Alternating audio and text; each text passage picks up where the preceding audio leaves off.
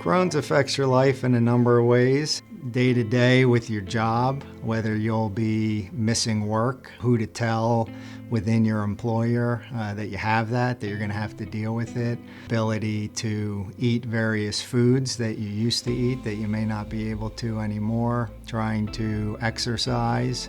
Travel can be a concern. What if I have a flare-up while I'm traveling and I'm out of network, and the expenses that come with everything that goes with the medical treatments? It's hard to understand how you can go from feeling great 1 minute to hours later feeling horrible, having searing pain, and potentially having to go to the hospital. So I've been in the hospital 7 times in the 6 years that I've been diagnosed, anywhere from 1 to 4 days, depending on how well you respond to the treatment you get. So there's an uncertainty that if you feel good 1 minute and feel bad the next minute, how do you manage that? How do you assume that you're doing well if you've had experiences where feeling well one day means being in the hospital the next day? So that's hard to understand as a person and hard to deal with from a personal and medical perspective. I was recently in Florida for vacation, and in the middle of a nice week of fun in the sun, I had a flare-up. And the thing with Crohn's that is a struggle is you can feel completely healthy and fine at 8 p.m.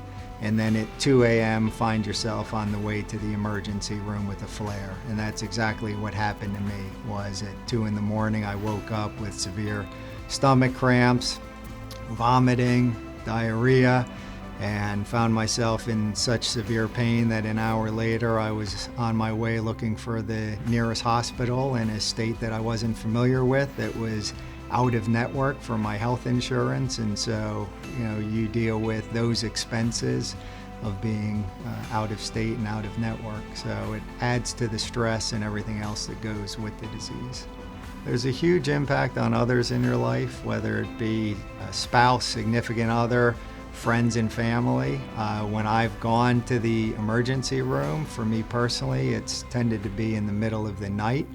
I live by myself, so I've had to make the decision, do I call 911 to have an ambulance come transport me, or do I find the closest friend or family member and disrupt their life, wake them up and ask them to come take me? And so you have to educate those people around you what might come with dealing with me